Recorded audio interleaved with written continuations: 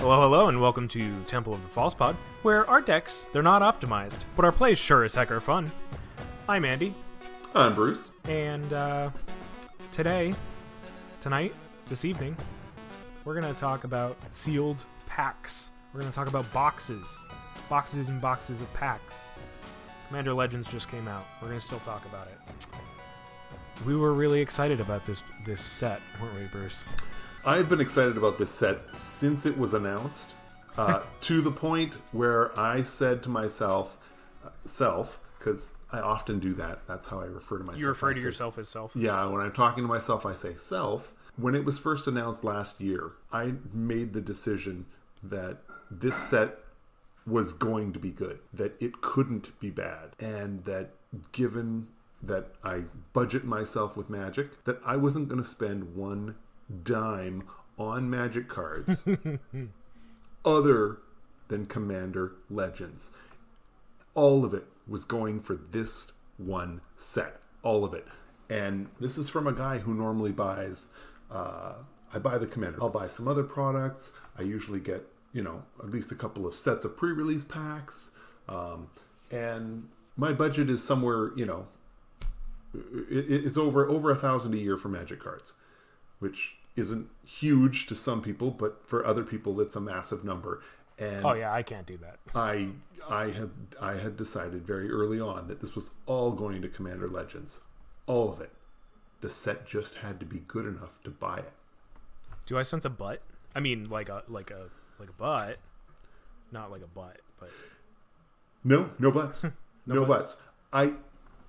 I felt this. I felt the same way about Commander Legends as I felt about Conspiracy, and the difference with Conspiracy was that I knew that I wanted in, and I had a couple of friends who also wanted in. So we each initially bought a couple boxes, thinking this is going to be perfect, and then we chewed through those 6 boxes because we each bought a couple, and realized we wanted more. So we bought another 6 boxes, and I believe we even bought another 6 boxes after that. So it just told me that when you produce a multiplayer draft set, that we are junkies for it. And that was also true for Conspiracy 2. It was true for Battle Bond to a lesser extent, but yes, also for Battle Bond. So when I was told Commander Legends was another multiplayer draft format, but this time you were going to build 60 card Commander decks, I'm in. Are you kidding? I run 60-card casual decks. Why wouldn't I want to run a 60-card Commander deck and get to draft it at the same time? This is perfect. Yeah, it's like playing a Commander deck, but you're able to shuffle it. Right. So I sat through Ikoria and looked at all of those awesome, fun cards and said, no. I sat through set after set. I sat through Jumpstart, which looked amazing to me. And I said, nope. Not doing well, it. It's okay. Nobody can get their hands on that anyway. Not doing it. I looked at singles of Magic cards because that's where I spend a lot of my Magic budget. Yeah. And said, these cards look really good. Nope. Not doing it.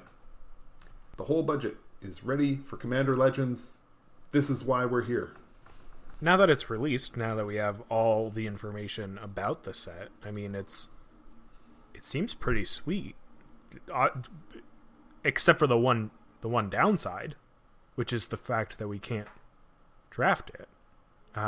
But these cards seem pretty sweet. Previously, you've bought boxes of these multiplayer draft sets. You also buy cards singularly. Which one are you leaning towards buying this time? That thought, I think, is sort of where the whole idea for today's podcast comes from. What we really want to talk about today is, why do Commander players specifically buy boxes of Magic cards?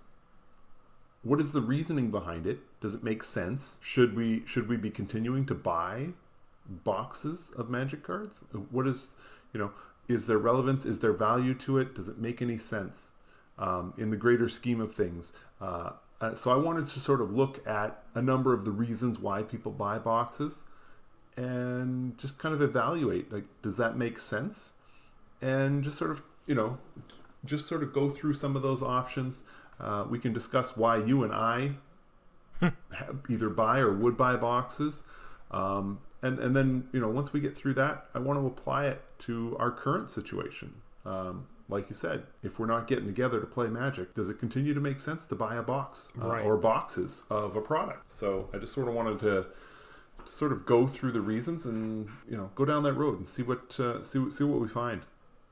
So I wanted to start it off just by like the most basic reason that I've been given as far as why you buy a box is just the dollar value. The idea being you buy a box, crack the whole box, maybe you keep a card or two, but for the most part, you crack the box, then turn around and sell it, with the idea being that you're aiming to try and get your money back from the box you just bought. Obviously with the idea of making a profit. Now, either you're making a profit or you're hanging on to a couple of Magic cards and breaking even. In either case, the idea is you're getting some sort of monetary value from buying the box.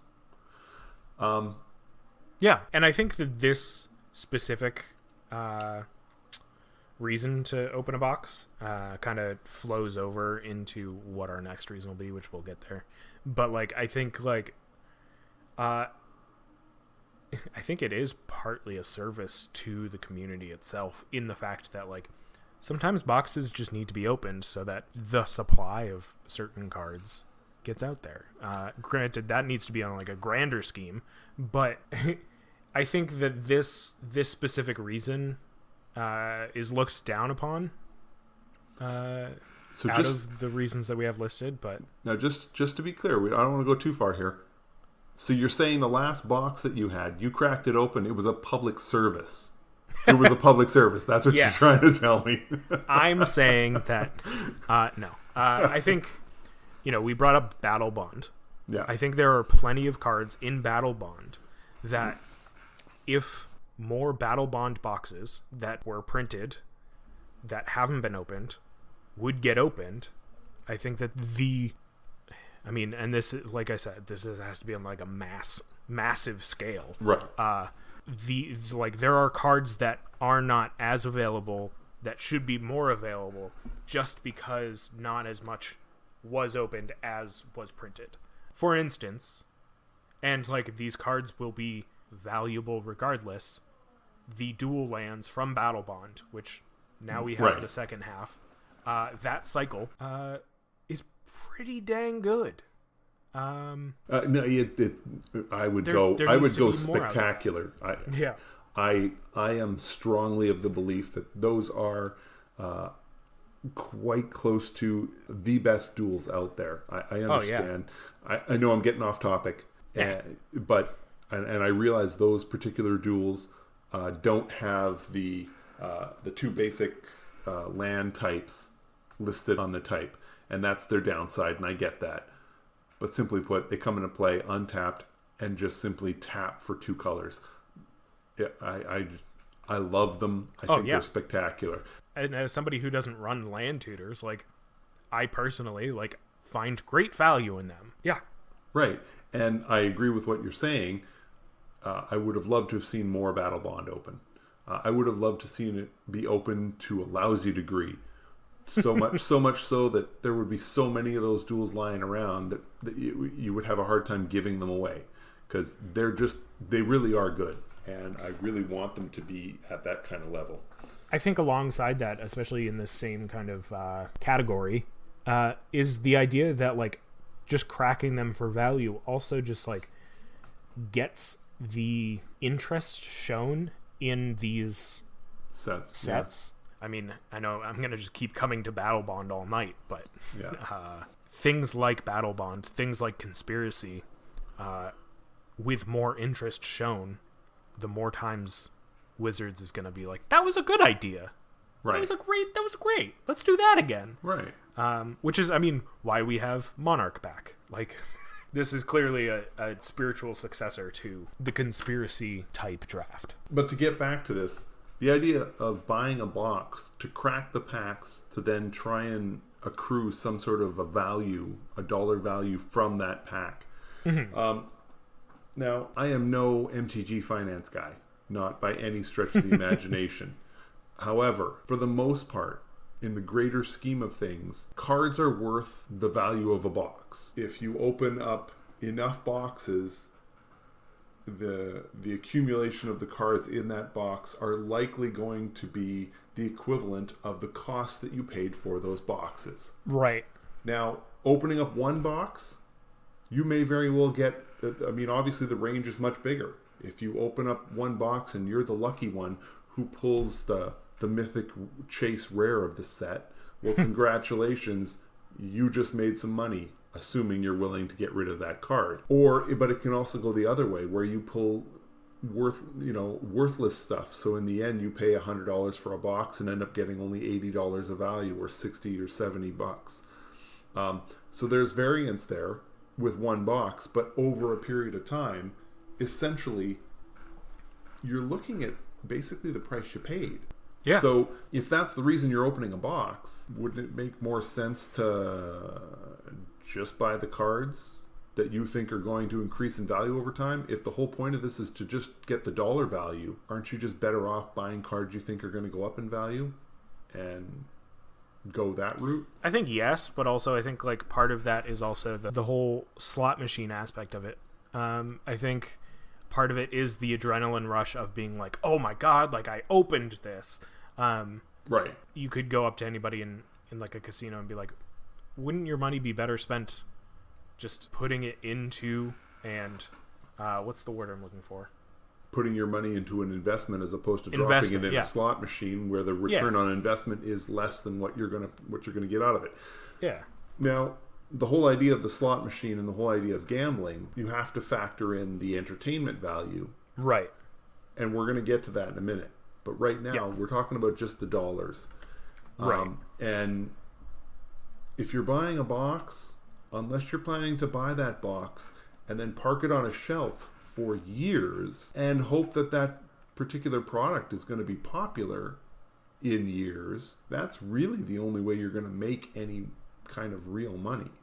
I mean, I still got a box of Avison Restored sitting downstairs that's perfectly that's sealed, and I'll make a few bucks from that. But I mean, that was making that purchase was a waste.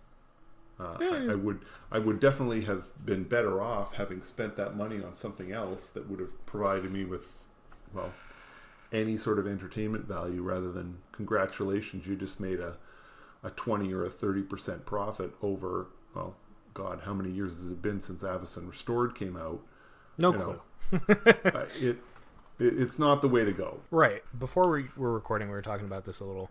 And the prof, Tulare Community College, does this thing where he plays the booster box game. Right. And like, it's very entertaining to watch. Yep. I've watched plenty of them, in which he is showing the inherent financial value of each box. Yeah. Showing how much it varies, and kind of a deeper purpose of that is showing that it eventually ends. Like, there is going to be a point where you stop earning on investment. Like, you are going to stop making any money off of these boxes because, like you said, it's going to eventually equal what you put in. Right. Granted, he's got, rules that he doesn't sell cards under $2, but like, that comes with the cost of shipping, et cetera, et cetera. Right. So I think you're right. So if you assume that buying a box for, to make profit is not really a valid reason for buying a box, then you look at the next reason. It's the whole buying a box to find a specific card or a series of cards that you want from that particular set. When I first started playing Magic, this was part of the reason I only ever bought them in booster packs. You go to the store every once in a while, buy a couple of packs, and, open them up, see what you got. Because at that time, I wasn't buying any singles. The only cards I was buying were cards from packs. So I was hoping to find particular cards, and then you would just have to try and build with what you had. And that was always a real challenge. But buying a box to get a specific card or a series of cards. Okay, so there's no sugarcoating this one. This is a sucker's game. I mean, I think it has a valuable niche in the environment of Magic the Gathering. I think like a lot of it makes sense in the way that there was a time before TCG Player, a time before Card Kingdom, a time before Star City Games, Right. like Channel Fireball, like all these, third-party sellers where it's easy to pick out the cards you want, get them shipped to you for cheap, quick, etc. Mm-hmm. It's funny because very quickly I got into loading ready runs Friday nights. Early on in their series, they talk about there's a lot of jokes of like, well, like I could go to my local game store and buy singles, but there's this whole arc of conflict of like, well, then it puts you above the rest of your meta, because if you're buying singles, it's like a money threshold, but if you're buying packs, then it's like everyone's got the same chance of getting these good cards. So like buying a box now is different than buying a box then, solely because the accessibility. Right.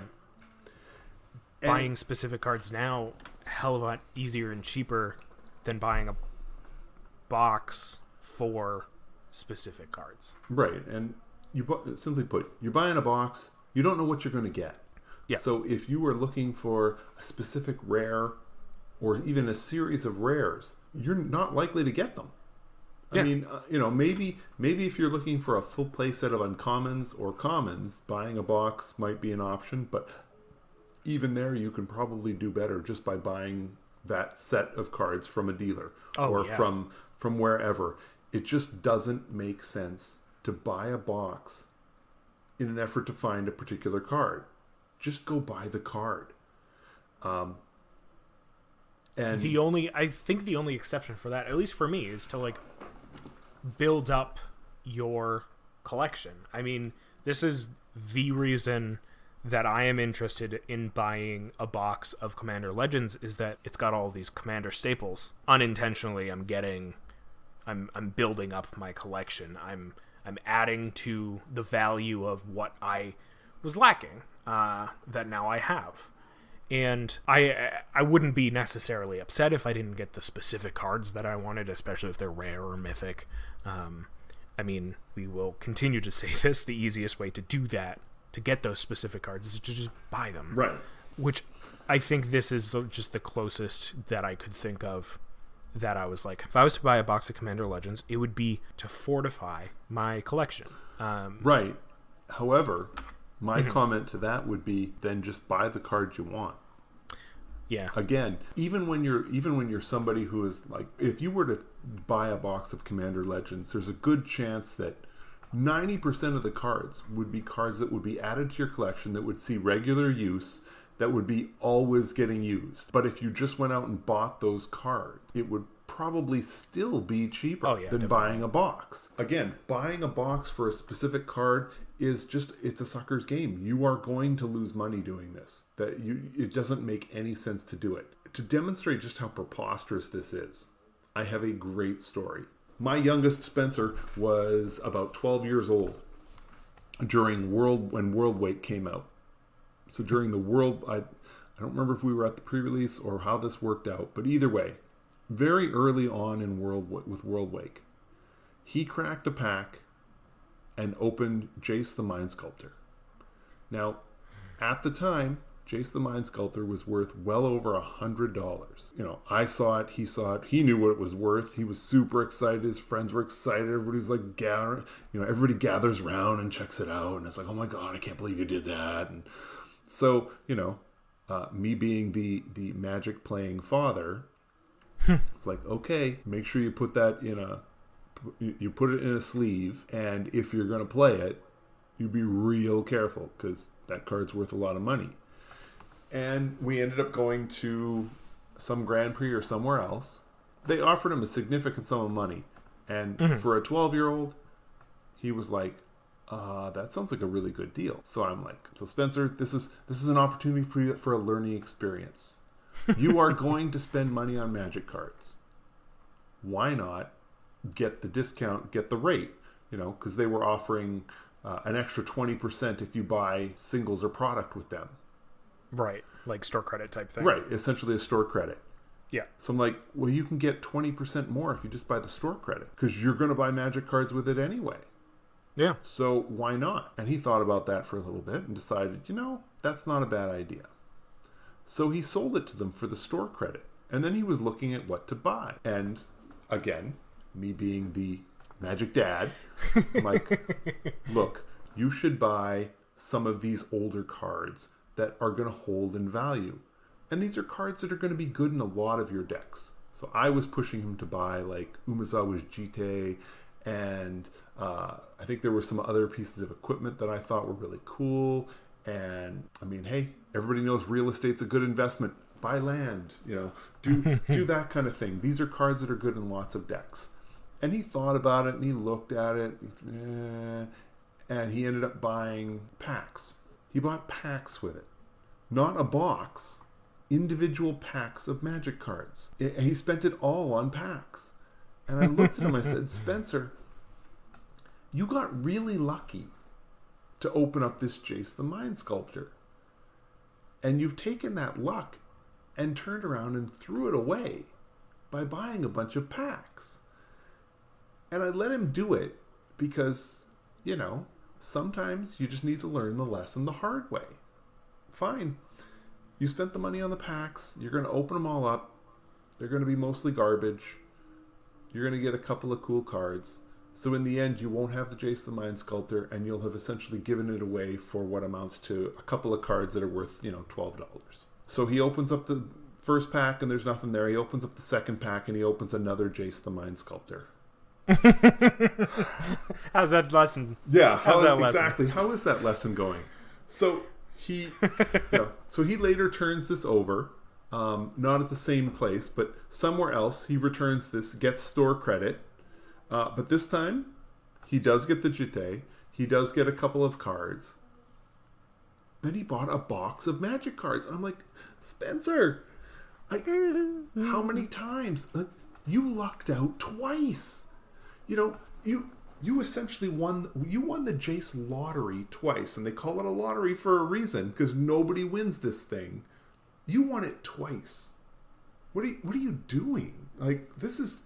You're throwing the money away. And I appreciate we're now at a point here where it's, you can argue that this is found money, that you're just playing with it, because who cares if it's worth nothing in the end? You still profit, because he did get this other stuff. But, okay, fine. He opens the third Jace the Mind Sculptor. Oh my God. Yes. So my 12-year-old son opened 3 Jaces while World Wake was still available in stores and packs. He has, of course, sold all of them, and he did, in fact, finally get a bunch of cards that were worth the trouble that I think held in value. But it just, I tell that story not because I'm saying, hey, you can all do this. I'm telling that story because virtually everyone can see just how ridiculous it is, how extremely unlikely it is that you're ever going to get that lucky. Yeah. Right. Well, that's with Jace the Mind Sculptor. You can choose any other specific card or series of cards. The odds are just as slim as long as it's a mythic. They're just as slim. So why waste your money going after any of these cards when you could just buy the cards? So don't buy a box just because, Commander Legends, we've been talking about Battle Bond. Don't buy a box of Commander Legends just because you want the duels. Because while the duels are great, you're much better off just buying them as singles once the cards become more available, because it will be better for you. It just will. Cracking open the packs is not going to get you there. So yeah. Now we get into what I think is the real meat of this.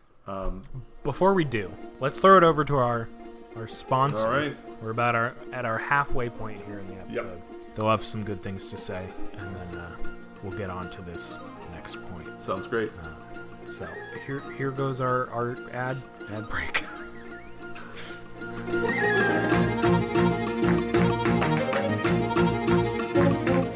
This episode of Temple of the False Pod is brought to you by Grenzo, Havoc Razor. As the grimy kingpin of the Paliano streets, I will make you look the other way. Oh, don't ask where I got my advertising money. I have my ways. Grenzo Havoc Razor. Go away. Go away. Go away. Back to the show. Hey, good to be back. So, the third reason to buy a box, and I think that this is where we start getting into something that becomes a little more meaty than some of the other points we've looked at, is you're buying the box for the specific event that a box of cards provides. You're buying a box not for the Magic cards, but for the package itself. And I don't mean the box in the wrap. I mean the boosters.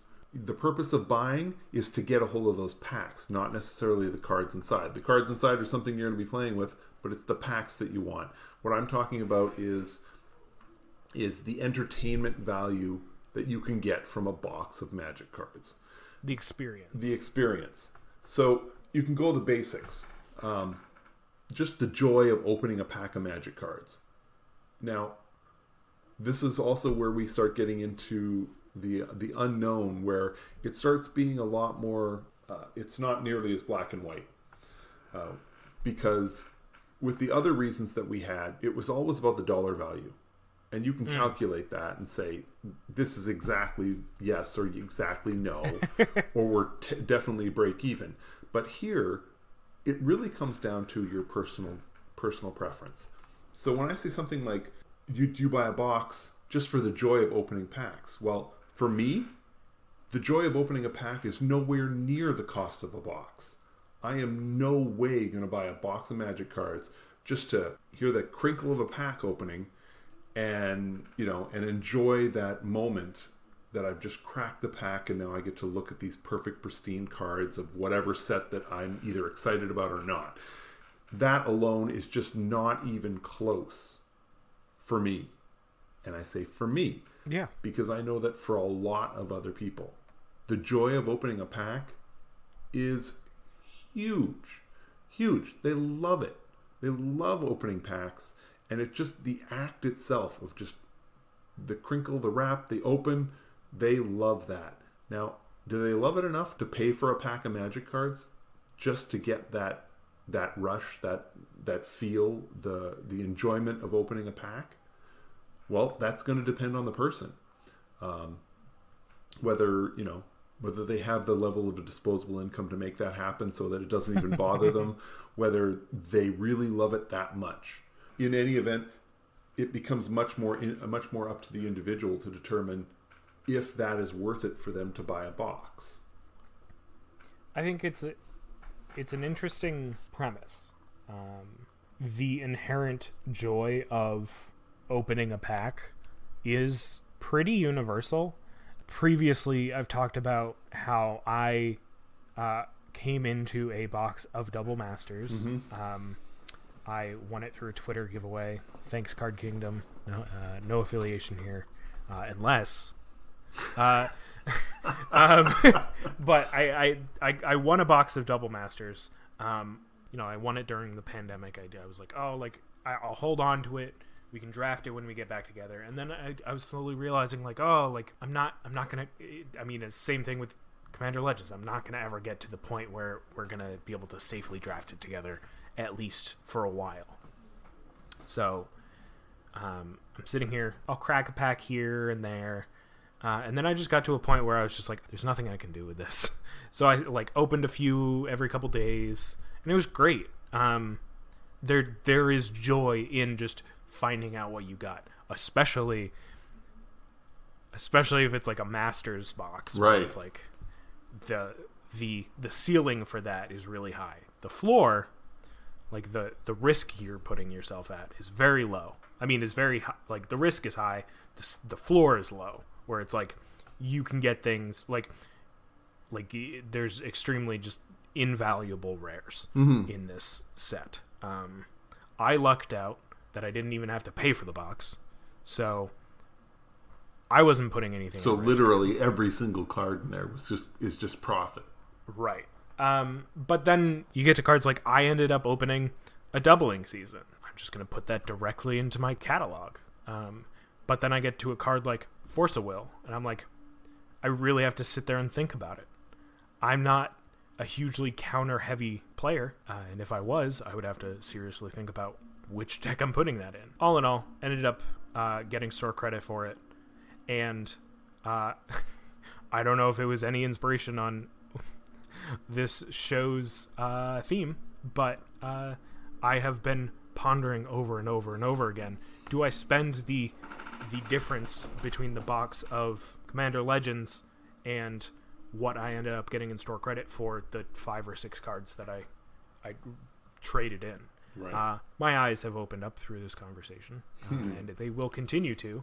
But it's still always a hard choice, because it's just like there is a bit of inherent joy in that. And maybe that's why cubing is so popular, because it's just like that joy without the risk. Right. That's certainly part of it. So, not to cut it off, it isn't just the joy of the opening packs. When I'm talking about the joy, the entertainment value, I mean, opening packs is a very, to me, in the greater scheme of things, is a very small part of that. Realistically, we're focused on the limited and draft. I mean, if you're buying a box of regular product and you're looking to get extra value from it beyond just the dollar value, then you're drafting it. And I can see a lot of people where the value is, buy a box, draft the box, then take all of the cards from it, pack them up, and return them. And no, returning all of the cards doesn't get you the cost of the box. Oh, definitely not. But when you factor in the enjoyment that you got from the draft and playing that draft into the cost, for a lot of people, that makes sense. Yeah. That's a return on their investment that they're willing to do, and that makes complete sense to me. And then you've got, sealed is basically the same way. You're cracking open a bunch of packs to put together a deck to play against other people. These are things that you can only get by buying a box, or at least, buying booster packs. So yeah, it's funny because I've definitely bought enough packs in my lifetime that doesn't make financial sense. But I mean, kind of going back to the joy of opening packs, I wish I had kind of held on to those packs for a chaos draft. You open packs enough from joy or from de-stressing that it's just like, you're not going to get anything. But yeah, I want more of that experience of limited environments, of sealed environments, which was a big thing for my excitement towards Commander Legends, as I'm sure it was for you. Like this big driving point of like, this is the things we've loved about previous multiplayer draft experiences, right? Mixed with one of our favorite formats, where we could play Commander and draft in the same night by playing the same game, right? And it's so exciting. But I kind of going into our next point, how do we do that? Well, and this was just it. So before we get right into Commander Legends, this is part of the reason why I don't tend to buy boxes of standard product. Like, I felt no urge to buy a box of Ikoria product because I don't want to draft regular Ikoria product. I don't even care about playing sealed decks with Ikoria product. I mean, I'll buy it at the pre-release once, do that, and be done with it, and I never have the urge to ever do it again. Now, I get, for other people, this is definitely worth the cost of the box. And again, I want to stress this. We're now into the point where it's what's worth it for you. And I'm not going to sit here and tell you that you're wrong or that the joy of opening packs should never be more than $1. That's just ridiculous. You pay what you feel like the enjoyment level is. If you think that you're going to get $90 worth of enjoyment out of a draft, then you'll pay $90. That's up to you. And it's not for me to say whether that's wrong or not. I think that kind of goes along the lines even with like Constructed. Granted, I can't actually afford to play better cards, but there are thresholds where I'm like, this card isn't worth this much enjoyment to me. Exactly. And I think like that kind of goes across the board with all Magic. That's sort of where it ties in. So how much enjoyment do you get from, in the case of what we're talking about, from sealed product, that it makes it worth it to buy the product? So to come to the final point, Commander Legends. I've made it pretty clear during this podcast that I love me some multiplayer draft format. Mm-hmm. And Commander Legends is all about this. They sold it, pushed it, they explained what it was, that it was going to be chock full of new legends, chock full of old legends, staples cards, everything. And even before the cards were listed, I was like, I am in. I am completely in. And now that I've seen the cards, I am still in. I want this product. It's funny because I distinctly remember like a few months ago, like before preview season started, where we were both just kind of like, uh-oh, is this going to be worth it? Just because, things have gotten off rail with a lot of power level things. Exactly, and this is part of the problem. So for me, the idea of doing the draft, it was what adds the value for a box of Commander Legends. Okay, I can't do the draft right now. So does it make sense for me to buy these boxes? If I can't draft it, if the only thing I can do with these boxes is to open the packs, then I'm not buying the box. I'm not buying, I love the product that's in it, but we've already said very clearly, if you're buying boxes because of the product that's in it, then just buy the singles that you want. It's the better way to go. The only reason for me to buy a Commander Legends is to draft it or play it as sealed or do something with it. And right now, COVID says I can't draft it. So it comes down to, am I willing to buy a box of Commander Legends so that I can buy it? Encourage Wizards to continue this idea. Right. But in essence, for me, it's, I'm going to buy a box and then put it up on my shelf. Right. And it's going to sit there for, it depends on where you are and how optimistic you are about how soon we'll get through COVID. But, for me, I'm going to say that it's going to have to sit there for at least 6 to 8 months at minimum, probably longer, until I can actually draft with friends in person. Yeah. Now, if I can find other people who are willing to do the sealed packed version, then I can open up 6 packs, make a sealed deck, and play, we can play on Spell Table or we can play online somehow. So that's an option. But realistically, my option is buy it and have it sit on the shelf, or don't buy it. So at that point, is it still worth it? Because that definitely changes the scenario for me and for others like me. So I think it's tough because just like you've already put aside your budget for it. It will be eating a hole in your shelf, I guess. I was going to say your pocket, but it's your shelf. And yes, you could not buy anything and then just... I guess you could still buy the cards that you want from it, which you'll probably end up doing. That would be anyway. That would be the option essentially. I would spend less money. Yeah, and I would just buy the cards that I wanted. I would likely go through, pick out a number of the legends, pick out a number of the new cards. Even some of the reprints that I'm excited about. I am excited about the dual lands. I would definitely buy 4 of each. Pick up a few more arcane signets, and then go through and pick out some of the legends that I'm excited about. Oh, yeah. I'm not even going to get started listing these because, we go way over time. But that's essentially the option. So for me, it's not even the dollar, because in the end, I'm going to save a few bucks by buying the singles, but I lose the benefit of the long-term of that draft in the future. Yeah. So Andy, Yeah. what would you do? So it's funny because going into this episode, you know, you pitched this idea to me, and I was just like, yeah, I think that this episode could do a lot for me. I've been dealing with this balance of credit on TCG Player. I've asked you multiple times what I should do. Should I buy a box?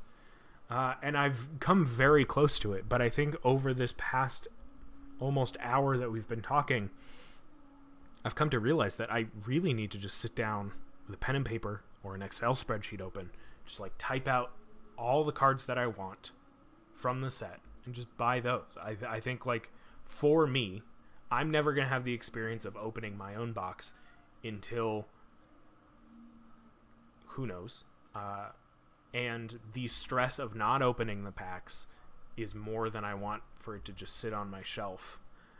So for me, as a person who generally plays budget, who has a bit of store credit that will help reduce the price of the box, I am not going to buy the box. But that's this time around. Who knows what it'll be next time around. Right. But as things stand, especially with the pandemic going on, with the lack of ability to get together, sit down, pass packs around, chat, pick a card here and there, I'm not gonna be able to have that experience for a long time.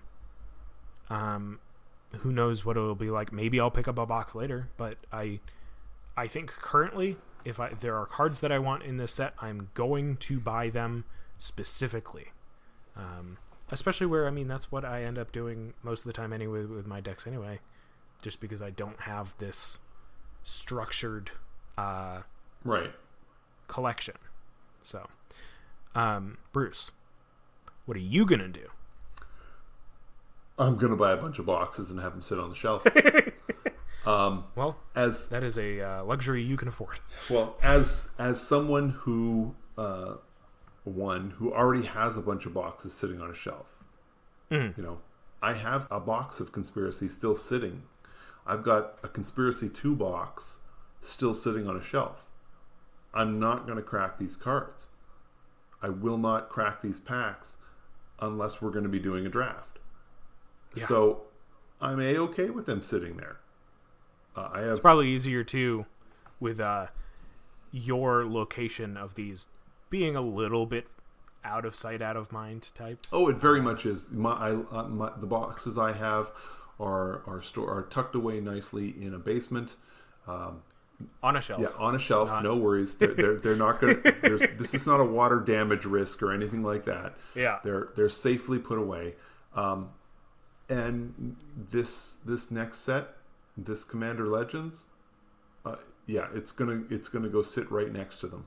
I may open up one box and crack, a couple of packs just to crack a couple of packs, but yeah, it's even there.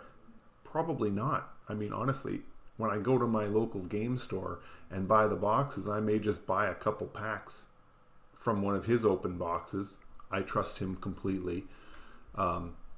And just use that as something to open and keep the sealed product sealed. Admittedly, I'm a little different just because I am a stupid target audience for this. I love the idea of draft multiplayer formats. And it also doesn't hurt that every year I try and host a large group of people. We get, 20 plus of us who get together at my place for a long weekend. And we play Commander, we play Cube, we play, we do... conspiracy drafts and Battle Bond and all these other ones.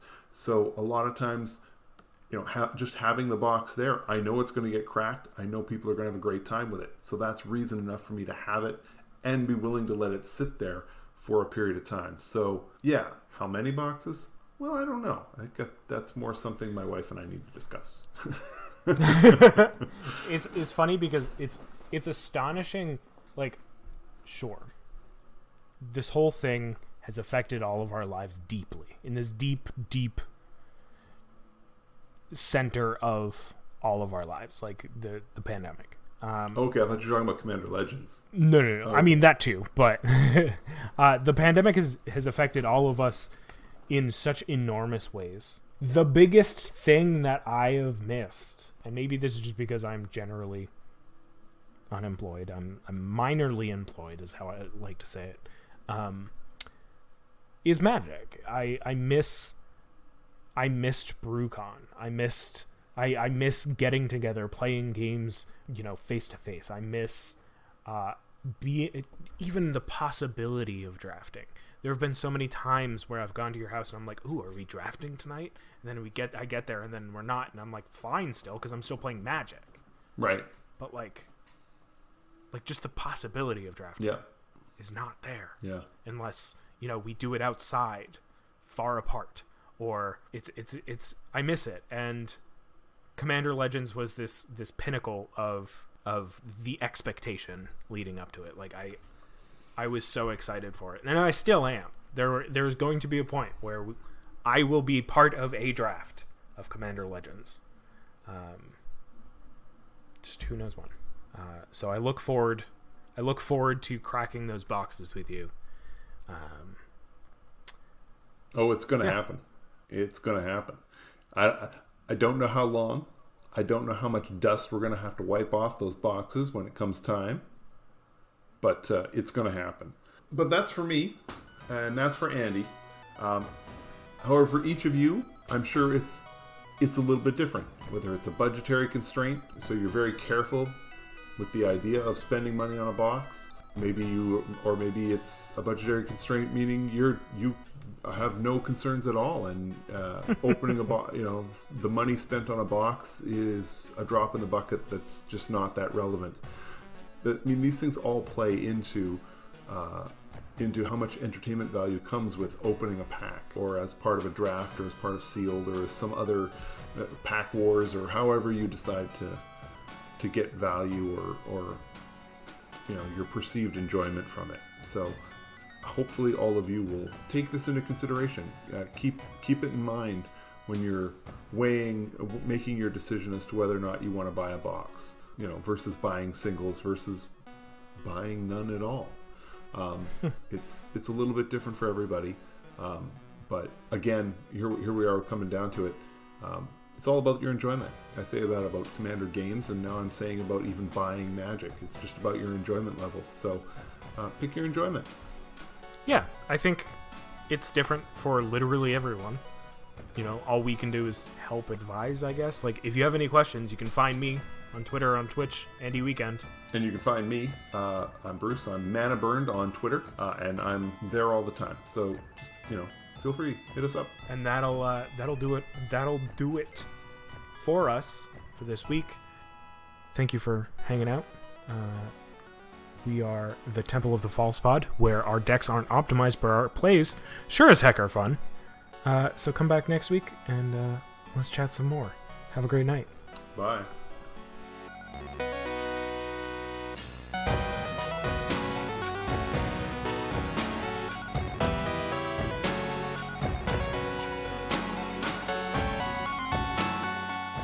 Hey everyone, Andy here. Thank you so much for listening to this episode of Temple of the False Pod. Just a few housekeeping things here at the end of the show. You can find us on Apple Podcasts, Spotify, Google Podcasts, pretty much wherever you can find podcasts. We put out new episodes every Wednesday morning. Subscribe and give us a review. It really helps out the show. And it'll show us what you like about our podcast. Also, we've got a Twitter and an Instagram. Our handle is FalsePodMTG, all one word. So be sure to follow us. Feel free to reach out to us there or drop us an email at falsepodmtg@gmail.com and tell us your favorite Magic-related story. We'd love to hear from you. Thank you again to you and to Bruce. He's Mana Burned on Twitter, and I'm Andy Weekend on Twitter and Twitch. We're Temple of the False Pod, where our decks aren't optimized, but our plays sure as heck are fun. Have a great night, and may your fifth land be the Temple.